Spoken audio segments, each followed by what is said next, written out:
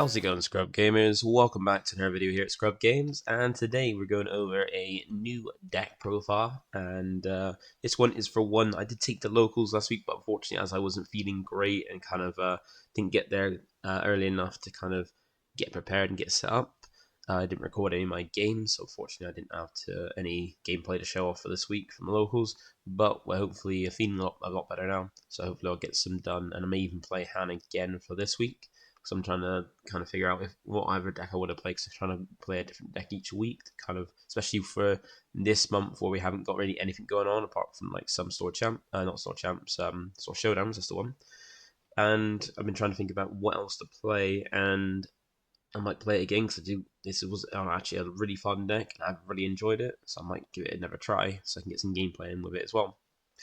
But this is a deck that, when it was first shown, it was kind of one of the ones I was interested in playing, because I do like playing blue and a lot of stuff, and Han just seemed like a really good leader, and it has been proven to be one of the best leaders coming out of set 2 and in the game really as well. Not like one of the tops like Bob and Sabine, but almost good enough to be considered one of them.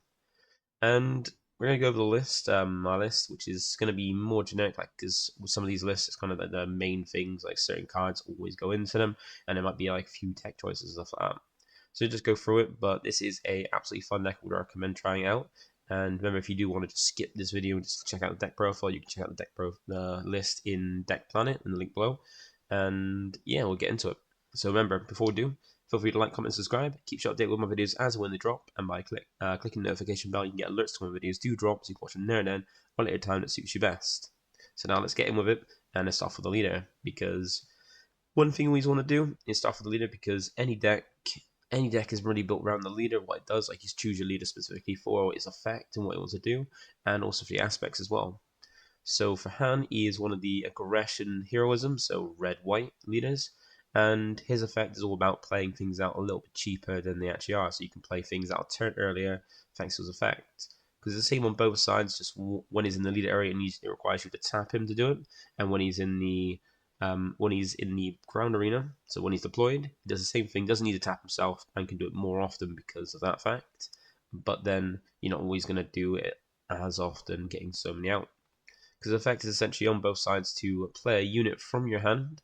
It costs 1 less and deal 2 damage to it. So you play out a card, one cost cheaper, but then do 2 damage to it. So that way, it's a little bit damaged. It's not like fully like being able to cheat out a card a turn earlier without any damage would be busted.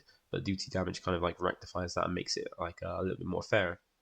And as I said, in the leader area, you need to tap hand to do this effect. And when he's deployed, you don't have to tap it. You just have to action play it to do that effect. So it means when he's deployed, you can do it a lot. So if you've got a lot of like 1-drops and stuff like that, you can just start chopping them out, or a lot of cheap units. You can check a lot out in one turn. And he also deploys quite early as well at turn 5. I will say 5 resources. So as early as turn 4, you can deploy him without ramp. And he comes down as a free 6, which is pretty good. Pretty good stats. Decent amount of power and free power, and also good amount of health in 6.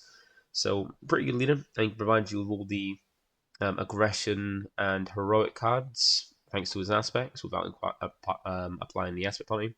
And the base we've gone for is because we want to go for a blue with it.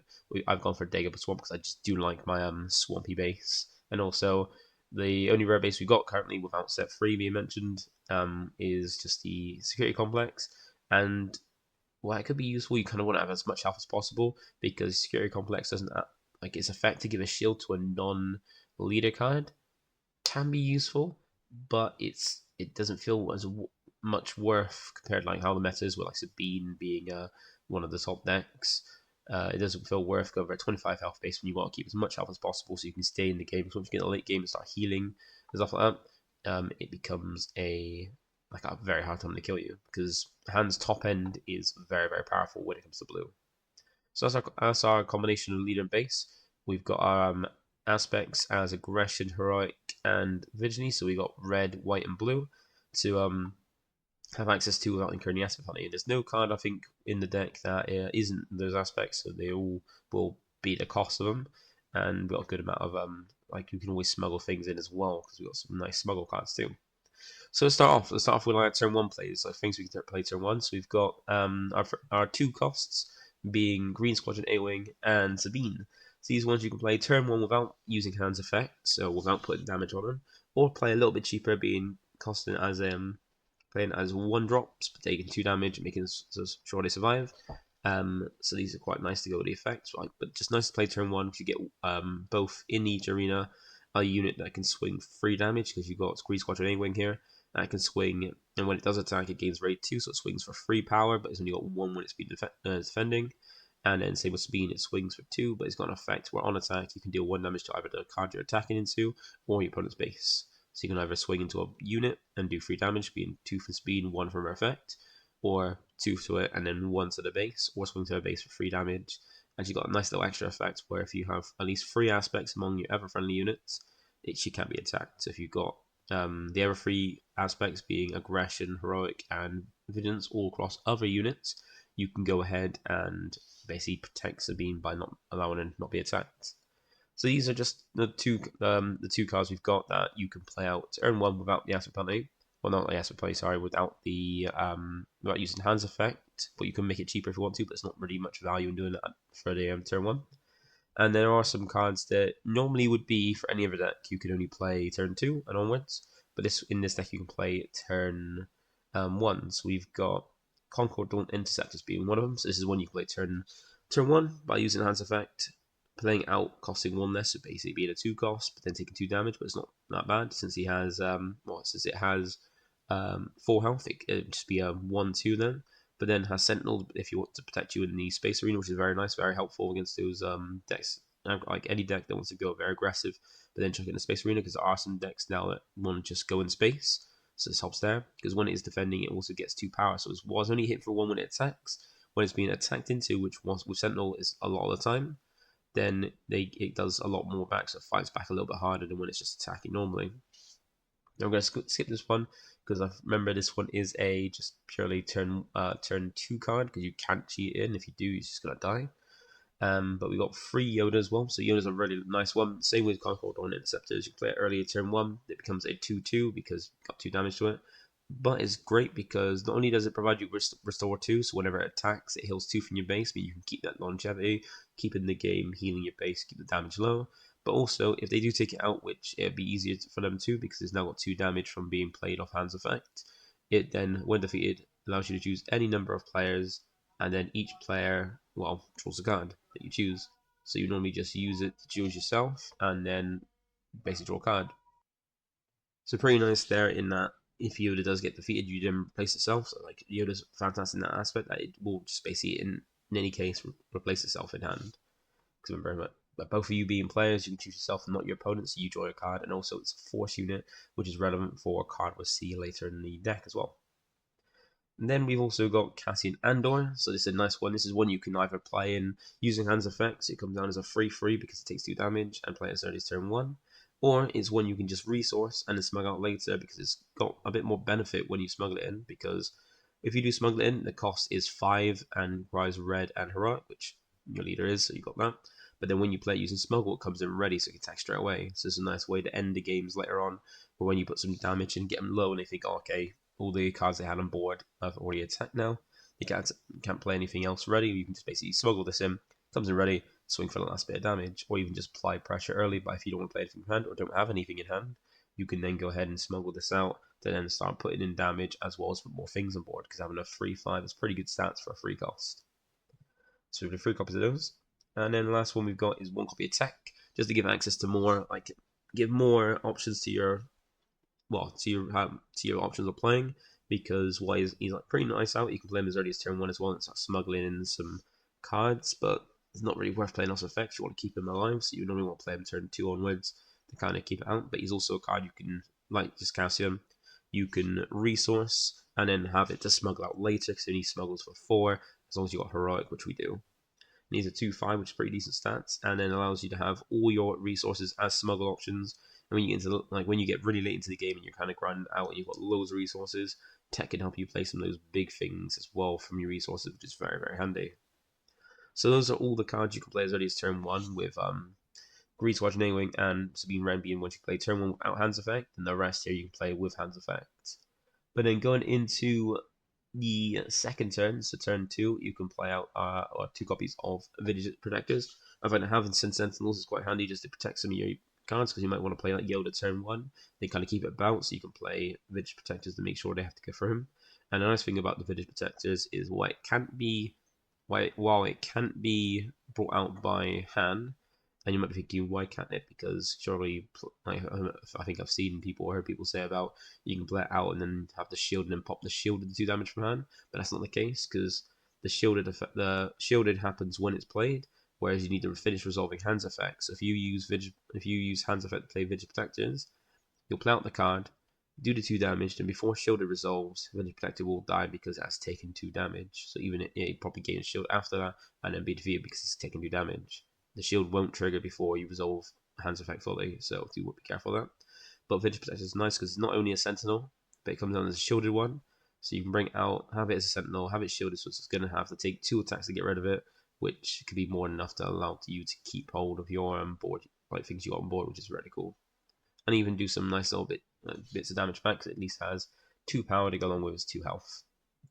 So that's the only card we've got that you can only play on turn 3 onwards that you can't cheat in earlier. And then we've also got Kanan Jarrus. Kanan Jarrus be a very nice one because it's a pretty good stat card, because it's a 4 cost 4/5, which is pretty good stats. And you can play it on turn earlier, on turn 2, by using Hands Effect. Bring it out as a 4/3, that then whenever he attacks, makes your opponent mill top card of the deck for each Spectre card you have. So if you have Sabine from the turn before, you can have this mill 2. So more, like, I think these are the only 2 Spectres we run.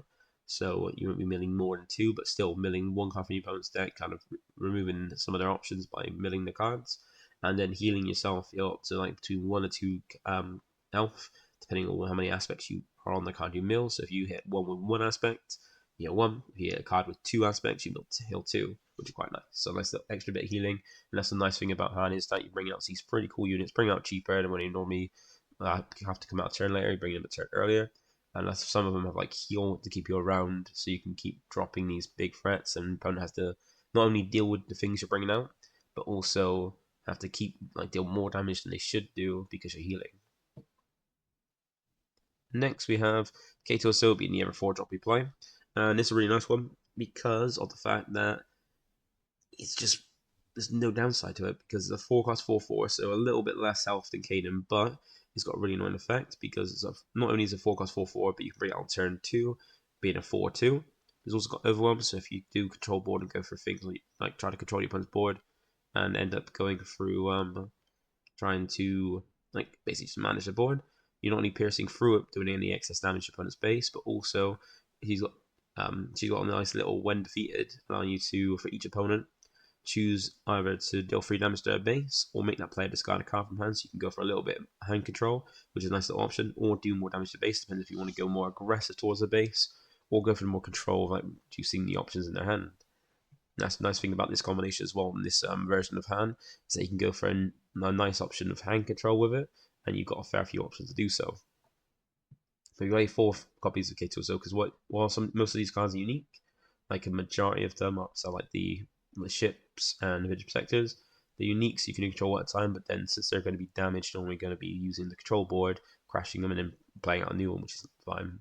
But playing out things like Katos or Kanan a turn early on turn 2, when they would normally have to come out turn 3 onwards, is actually very, very nice. The opponent has to deal with them a turn earlier when they might not want to deal with them. They have to clash their cards they've played out to kind of deal with it, or just let you run wild with them and have to try to deal with them a turn later, which is normally maybe a turn too late. And then next we've got our only 5 drop, being Poet Hammer, being a very nice card, and might not be as effective as the decks that are the green decks, where you can ECL it in, so you can get the full value straight away because its effect is on attack. This is a really nice one, even though you would have is probably better with the ECL decks, with the green decks. You can play this out a turn earlier with Han so normally have to wait until they've got 5 resources to ECL it in. You can play this on turn 3, so you can then swing with it the next turn when they would normally attack, and still make the same use of it because you can play it down. The nice thing about it is it comes down on turn 4 as a 6/4, which is pretty good, really good. So if you want to take it out, anything attacking into this with it is gonna just die because the 6 damage, especially that early. And then it's ready for the next turn. Just go on attack, discard up the 3 cards, and now your options are either dealing 2 damage to a base unit, being aggressive or wall clearing. Get rid of some upgrades, which could be handled, like get rid of shields or stuff, and then or discard a card from your opponent's hand, so a bit more hand control in that option, which is really nice. So we have 3 copies of it, and this is a legendary. It isn't as I said, it isn't as great as it would be in Green decks, but you can make it use of it straight away, like EC it out, like ambush it out, so you can make good use of it on attack. But it's still, you can let it turn earlier, which kind of compensates for that, where you're still going to be able to tackle it the turn they would normally be able to tackle with it, but you play it out early and you put as then more of a chance to deal with it. But then they're going to spend a lot of time dealing with it because they might have or they might even not deal with it that early when they're dealing still with like your Kato so early turn or Yoda early turn, things like that. So they might have resources to have that so it can survive and then go on and do what it wants to do on the turn it normally would come down. So that's Poe, and then we have 2 Obi-Wan. So Obi-Wan's good. You could have the Mandalorian, but then you only have 2/2 drops to kind of make use of get 2 shields, so Obi-Wan's kind of better. Because the nice thing about Obi-Wan is you can also, once again, play it out a turn earlier, play it on 5 resources where you can deploy Han. So that way you can play out Obi-Wan earlier, deploy Han, or deploy Han and then play out Obi-Wan, because you can still do the same effects on both sides. And then Obi-Wan brings you a 4/4 Sentinel, which is pretty nice. So a Sentinel to kind of protect yourself. And then when it is eventually defeated, because you have to go through it first, then it gives 2 experience to one of your units, which on its own, that 2 experience is really nice. Given Han, your leader, 2 experience to make it then a 5/8 is pretty good. Or even Poe to turn it back up to an 8/6 if it hasn't been damaged and stuff like that is really good. Or even using one of your Force units, which then gets the extra benefit of drawing a card, more stats. So then turning Yoda into a 4/4 backup or Kanan into a 6/5 is pretty good. And the nice thing, like I said, if it's a force unit that you do give the experience to, then you get to go ahead and draw a card as well to kind of gain more cards. So it's a nice thing about this, like these force units, like Yoda and Obi-Wan, they kind of got the chance, or in Yoda's case, guaranteed to give you a card or replace himself. And then you got these other units like K2 and Poe Dameron that give you a bit of hand control as well, which is really cool. So you've got a blue side that's healing, and the red side that's controlling with like the hand control and the aggression as well. We've got 2 copies because I feel like one on its own is not great, and you might not see it that often. But 2 copies is pretty good because it actually is useful, even if you're not given the experience to a force unit. You're still boosting something up when it's defeated and drawing attacks away, and a whole note so you can get to the later game and start tracking down these big units a little bit cheaper than they are. And some of these big units are like this. Like you've got 1 copy of Waste Window, and this was I felt was like MVP. Just coming down like clearing some boards, like ambushing, taking something out, and then be able to swing again. The swinging multiple times to like manage the board is really handy because it's all about more board management. Because as you get in the later game, you're literally just taking things out and having these big units. The opponent's going to have a hard time dealing with it if they can't keep the things on board. And Mason Window's like amazing because you can either play it on turn 7, also on not turn 7, turn 6 when you get 7 resources by just going ahead and just ambushing it normally, becoming a 5/7. Because whenever it attacks and defeats a unit, which hopefully is going to be the case most of the time, you get to ready him so you can either attack against a base or attack to another unit and clear. So if your opponent's got a lot of little units, you can do this: just attack into one, kill it, restand, attack another one, kill it, restand, just clear board. That's what I found myself doing, and it's just very handy, very useful. I love this card. Or you can even do it on turn 6 after you deployed Han, bring it out as a 5/5 ambusher, and if it does survive that, you then ambushing with 5/5 and then restanding and doing it again to kind of help you manage the board, which is very useful, especially if you've damaged some things to kind of put it in range. Basically, you can then finish them off, potentially restand as long as it survives, and then keep doing that and clearing things. Very good card, and absolutely love it. Also, it's another force unit as well. Like, do note the force units for cards that will come up soon. And then we got a full 3 copies of Luke Skywalker, our 7-drop. So we got 2 7-drops being Luke and Mace Windu, both Force and both Jedi. And Luke's very handy. Just playing us on 7 resources is actually very strong. But playing on turn early on 6 is even better because it does come in with 2 damage, but then it's then a 6/5, which is still really good stats. And it offers you restore 3, so the longer it stays on board, the more it's going to be able to attack, swinging for 6 damage, and then healing 3 off your base, keeping you in the game and keeping your damage on base low. And the nice thing about it is when played, like if you time it right and leave it to a bit, and if your opponent is trying to clear your board and does remove something, you just make his effect stronger. Because just when he comes out normally, he comes down and gives an enemy -3/3 for that phase. But if one of your units was defeated this phase, you get to give it -6/6 instead, which can be the result of normally killing things or putting something that's huge down to very little, so that like like small stats, so you can then finish it off quite easily with a never unit, which is really good. So you've got 4 free copies of it because they're normally going to try and clear this out. So if they do clear it, you can just play another one, and then if everyone died that same turn, then the next one's going to come down and get the full benefit of the effect, which is really cool. Then we come into ones that are a little bit higher than this. We've got some 8 drops. We've got 2 copies of Redemption, being a very nice card to kind of also, once again, heal your base for a lot of damage and bring you a pretty nice big thing into the space arena. And sometimes you can even bring it out and just kill itself by just like coming down cheaper on turn 7 resources to heal your base and healing for up to 8 damage, which is pretty good because you can essentially you can either play it normally and heal damage and then keep it around, or play out by your leader's effect to bring it out a little bit cheaper, turn it earlier, and still heal a good amount of damage. Not the maximum it can do, but enough so it then still survives and has a unit there. Or just bring it out to just heal as maximum damage and then kill itself by using Hands effect on its blade. Because it's an 8 cost, 6, 9, so good amount of bulk, good amount of damage. Sentinel's War Super has to go for it in Space Arena, but then when played, you can heal up to 8 damage total from any number of units and or bases and do that much damage to itself.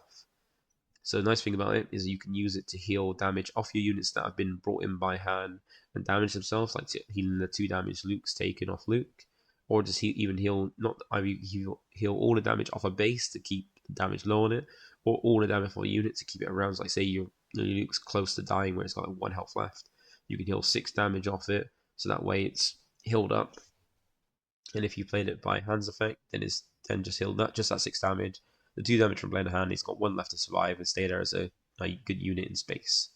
So you got some really nice utility in that. I've only got 2 because I feel like sometimes I wasn't playing it, or when I did have I didn't want multiple copies of it, just wanted the 1, because once you drop 1 and heal 8 damage off from your base or board, that's good enough. You don't need another one really by that point. And then the other 8 drop you got is Chewbacca, and I've gone for 2 copies of this because I love this card. Because even if you do see multiple early, with 2 you shouldn't really see that. You can always resource 1 because you can always smuggle it in later, and it only costs 1 more than its normal cost. And the option with Chewbacca is you can play it either a turn earlier or a turn later, so you can play it either on resources 7, 8, or 9, and it's always really good because you can play it a turn earlier by using Hands effect, which actually goes really well with Chewbacca, because not only are you playing a turn earlier to get his nice little effect of when played, defeat a unit with 5 or less for health, so it's kind of like, it's a takedown. It is essentially a takedown with a body, but it's also got grit, so the damage you deal to it, even by playing on Hands effect, just make it stronger. So you play it out with Hands effect a turn earlier, and instead of being a 4-10, it's then a 6-8, which is very good stats.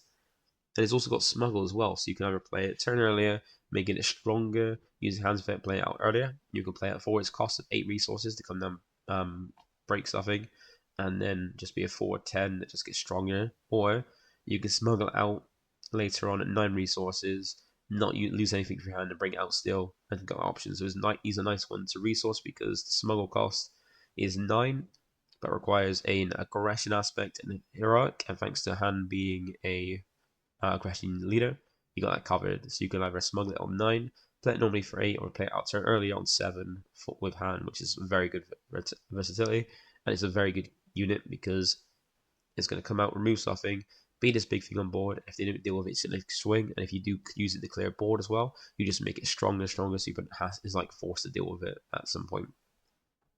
So I think that is there is one more unit, and yeah, it's one that I really shouldn't have forgot that if he's in here, and that is 2 copies of Crate Dragon.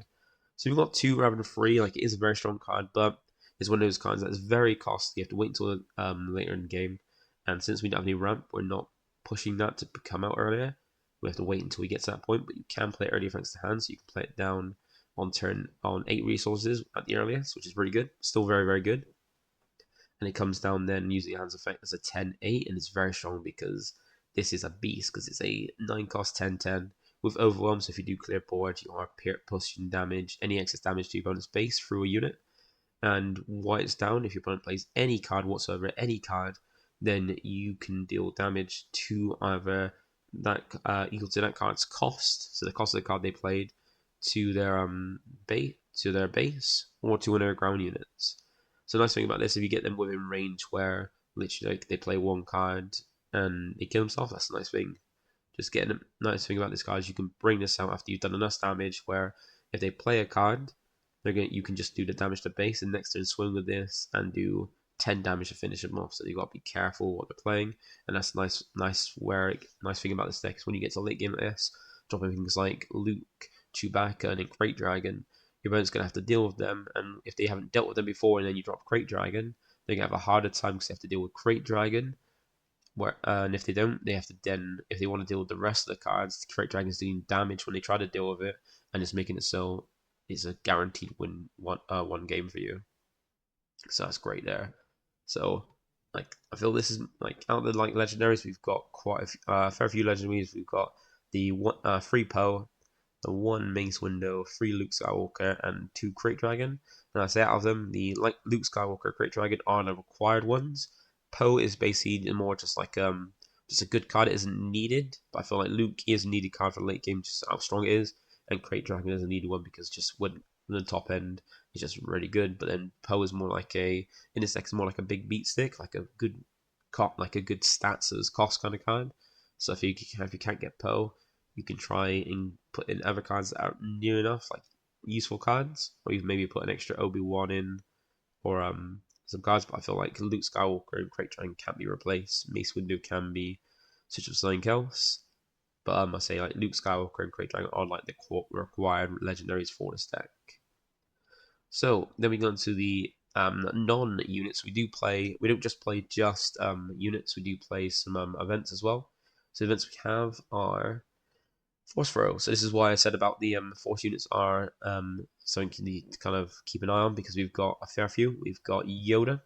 So we've got Yoda here as a Force unit. We've got Kaden Jarrus. We've got Obi-Wan, Mace Windu, and Luke Skywalker. So a good amount of Force units. And with those, we have the benefit of using Force Throw and getting the full effect of it. Because Force Throw adds a bit more hand control to this, which I really love about it. Because it allows you to choose a player, and it's only a 1-cost event as well. And then that player discards a card from the hand. Then if you control a Force unit, you get an extra effect of dealing damage equal to that unit's cost to equal to the equal to that you could do damage equal to a unit equal to the cost of the discarded card. That's what I'll confuse myself a little bit then. But essentially, you make a discard a card as minimum if you're just playing Force Throw without a Force unit. But if you've got a Force unit, you make a discard a card and you deal damage equal to that card's that was discarded's cost to a unit on board. So if you've got one of those Force units, being Yoda, Obi-Wan, Mace Windu, Luke Skywalker, you then get to not only do a bit of hand control, but then deal some damage to kind of potentially remove something or do some chip damage, which is very nice. So you're kind of causing a lot more problems for your opponent by reducing their options and also throwing up some damage on board. So you've got 3 of that because it's just such a good card, especially if you can do a Yoda turn 1 and then do this turn 2. That is very good because you can potentially wipe out the card they have, or at least you just reduce their options, also do some chip damage. If you do defeat Yoda, Yoda then goes ahead and replaces your card in your hand, and they've taken damage from attacking Yoda as well. Then we got 2 free Carablast, and this is a very good card. Before, it hasn't really seen much play, but in this deck actually performs quite well, because if you're using Hands effect constantly, then you're putting out units with damage on them, and you can make use of that damage by turning it into actually removal thanks to Carablast, because Carablast is just a 2-cost event, aggression heroism, and allows a friendly unit to deal damage to an enemy unit equal to the amount of damage on it plus 1. So by just using the damage from Han Solo's effect as 2 that you've put on any unit to play out cheaper, and then Carablast does that 2 damage plus an extra 1, so at least 3 damage minimum. And the more damage a unit takes, the more you can do to remove things, such as turns into a very good removal. And for a cheap 2-cost, it's very good. So good synergy with the hand. Be able to convert that damage you do on a unit play out cheaper into actually removal and spread that some good damage to clear your opponent's board and the units, which is pretty good. And then we have we've got 3 copies of each of those because they're very good cards, very good synergy with this. We've got 2 copies of Pillage, add to more hand control options. So this is essentially a 4-cost event. You can play as early as turn 3 to just choose a player, usually your opponent, and make them discard 2 cards from the hand. So rip out 2 cards from the hand. And consider around in the early turns, you're normally drawing 2 cards but using 1 to resource, and then having the other one not playing a card. You're then going to lose 2 cards and just reduce your options, and make it so you've got to have a harder time choosing what to resource, what you've got to play, things like that. And if you've opened with a bad hand, your opponents if your opponents open with a bad hand, they can make it even worse, or still reduce the opponents even more. Especially if they're keeping things in hand, if they're keeping things in hand, they're either ditching the cards they can't actually play to keep those cards they want to have in hand for late game, or then losing them because they need to keep the cards that actually play things on their actual turns they can. So you've got two copies because I feel like too many, like if you too many, it can clog, and sometimes you might want to go this, you want to go for more units, but it's good to have a card in certain situations when you want to control the hand, and especially against control decks as well. We've got 3 more cards. So we've got then 2 copies of takedown, so some removal events. The rest of them are just removal events. And takedown can be very handy with just helping deal, because you want to get from the late game, early game to the late game. And takedown can be very handy in clearing things on board, because if they're attacking, clearing out the things you're playing at with damage on, then they're potentially putting things that are normally out the range of takedown within range because they're taking damage from attacking units. You use it to finish, or if you just want to clear something off board, or even like leaders like Sabine, just to drop down, you just okay, I'll clear it, take it out. Then that could be very, very handy. And you got 1 copy of Fell Dragon and also 1 copy of Rival's Fall. Just more removal for late game. Like sometimes there's units that even like there's units your opponent plays that your units here can't take out. Like say something that Luke Skywalker can't finish off with its -6/6 or -3/3, or something that Mace Windu can't ambush, or even Chewbacca can't remove. And Fell Dragon is a good way to kind of remove it and then still potentially play something cheaper out with Han Solo in the same turn as well. And then Rival's Fall for anything that's out of range or leader that comes out later in the game you just want to take out, just pop it, job done. So that's the main deck. Kept it to 50 because you want to keep the consistency going, and I don't feel you want to go over the top because you kind of want to see some like great openers like dropping Yoda turn 1, gonna drop Poe on turn 3, K2SO or Kanan Jarrah turn things out, or even like Luke Skywalker turn the turn you drop on your 6 resources play. He's just too good, and you kind of don't want to go too much over. So that's the main deck, and we're going to go and have a look at what I've got for the sideboard as well, because I do like the prior side deck, but do remember that a side deck is more personal to the person and to the meta and what event you're playing in. So don't just net deck it, but then switch out if you do feel like something's not useful or you want to put something else in, do switch it up and make it more personal to you. So here we have the side deck. As you can see, I have 8 different cards in my side deck, which means there might be some that are multiples, but we got a lot of different cards in the deck. And you might find that a lot of them are going to just be more copies of stuff in this main deck. You'll find that with some decks. Some decks might just have like an extra copy, like a third copy or more copies of cards they already got in the main. But if put in the main, they can have use. But sometimes it might be more useful or less useful in certain matchups. You might want to take some copies out or put some more copies in to help with certain matchups. So a lot of time that's what you're going to find. So for side deck, I have for Han Blue, I've got 2 copies of Mystic Reflection. Now I was going to go with I can't remember what the card's called now. It was one from set 1. I think it Make It Opening. That's the one. I was going for that because you do want something to kind of deal with the Tarkin Yellow deck, where you can where your opponent can get out the spaceship that can't be damaged, captured, or it can't be damaged, captured, or defeated by effects. So you can't really deal with it. You can't just throw damage on it. You have to attack into it. But where we don't play too many space units, and if they do clear our space units, we do put out, you have a hard time going. So we want something to clear it. Make It Open is really good for it because you can just play that, heal 2 damage from your base, and also minus it by 2/2 normally kill it turn it's played. But then Mystic Force is a really nice one where it's a 1-cost event, so you can play it. So it's very cheap to play. And as long as you've got a Force unit on play, which hopefully you will have, like Yoda or Kanan, you can then go ahead and minus it by 2/2. So as soon as it comes down, minus for just 1, get rid of it as long as you've got a Force unit. So nice things like that. Or even just weaken something that might be a problem. Like just when you've got a control Force unit, just weaken something by 2/2. So either they can't crash into something you've got, or not as impactful, or you can take it out a little bit easier. So Force Reflect is a really nice one there. Also got 2 Disabling Fang Fires. These copies, so the rest of the 6 cards are just one-offs. But Disabling Fang Fire is a very nice one because there's another extra space unit you might want to pop out. And you can't play it offhand because then you've got 2 health unless you want to do it, triggers effect, and not keep the unit on board. But ideally you want to, so you're normally going to be playing this out for its cost. But it's very nice, and it can defeat upgrades. You can take off things like shields off of units, take off any upgrades like Traitor Rust or entrenches of that off of units. So that way it's removed, or take some experience off so you can finish off the unit, which is really handy. So like removing upgrades, especially things like Dark Saber, Boba's armor, is very handy, and that's what it's for. It's that great a card, and the more upgrades there are, more upgrades that you use, the better it becomes. So very nice one there. We then got an extra copy of Tech, so if we feel like we want to do some more smuggle, we're going to go into late game, we want to smuggle more things out. Tech is a great one because you can just get this out, and then you turn your basic resources into an extra hand, which is very good. So if you want an extra copy of that, one aside him. Also got an extra copy of Fellow Dragon, because sometimes the thing with Takedown and Fellow Dragon is they offer different things. So Takedown can take out anything, Takedown can take anything as long as the health's low, but Fellow Dragon can take out anything. Like, so you have some things where the health is low, or the health is high, and also the attack is high, and you can't hit it with Takedown because their health is too high, so Fellow Dragon can normally take things out. And the only thing that you can that's going to be a hard time is if the attack is very low, or lower than 5, but the health is way higher than 5, then you're going to have a hard time with neither of them hit.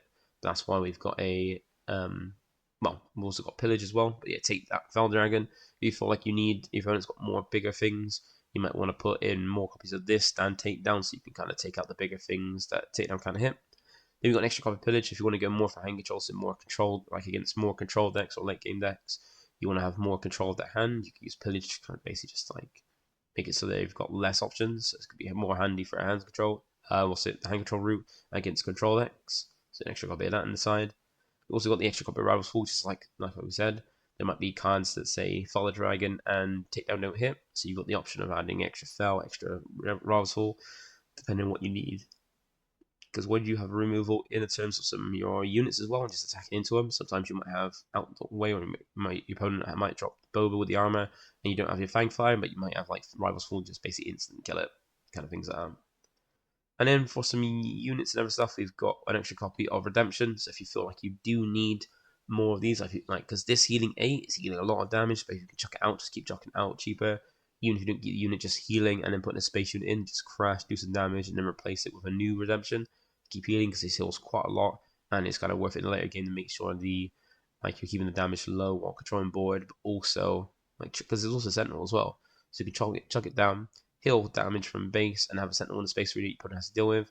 And if you notice that your opponent's got a unit that can attack into it, then you can try to heal damage off that keeps it alive after an attack, plus with an extra 1 health, so you can keep it alive to attack with the next turn, and then force him to attack into us, and then play a new one after that, kind of thing, because he has got quite a lot of attack and quite a lot of health too.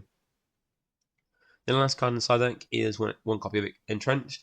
This could be handy where if you don't see many space units or just don't find them useful, or they don't go in the space until the really late game, you can chuck Entrenched on there, or even just put Entrenched on units like say Mace Window. So after chucking down Mace Window and attacking with it, clearing board, you can then chuck an Entrenched on it, so that is even stronger, and then help clear out more units on board as well. Or even make any space units like Redemption even bigger after potentially not healing anything off, just to make sure they have to have a hard time dealing for your space unit, or even things like Crate Dragon. Putting in Entrenchment, so you have to go for your opponent's unit, so you can't attack your opponent's space but units, but Overwhelm allows you to still push damage through those units you do smash into, and keep your Crate Dragon even more powerful and even harder to remove as well. So that's the side deck. It depends on, you need to kind of figure out for yourself what goes for him. But normally you get Mist of Perfection for things like the Tarkin deck, so you can kind of deal with their space unit until you get late game, you can drop things like Redemption, and then you've also got Fang Fire for against upgrade hate.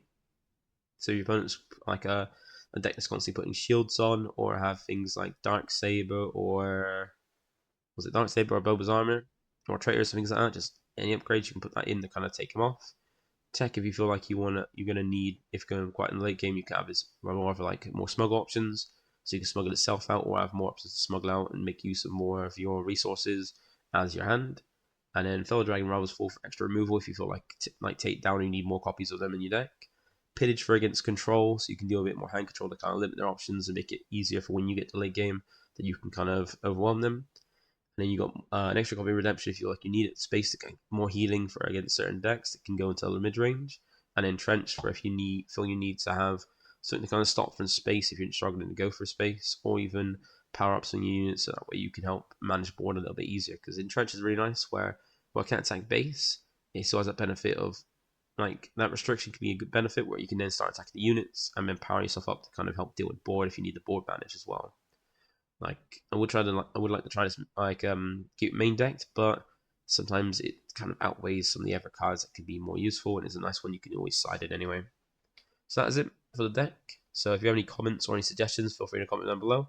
If you have any questions, answer as best I can. I hope I've explained everything as best as you feel I have. If not, just ask questions like I said. But that is it. Thank you for watching. Feel free to like, comment, subscribe, and I'll try and get some gameplay maybe for this deck on Friday from locals. But I might play a different deck. Let's see when it gets to it. But that's it. Bye for now. Like a boss.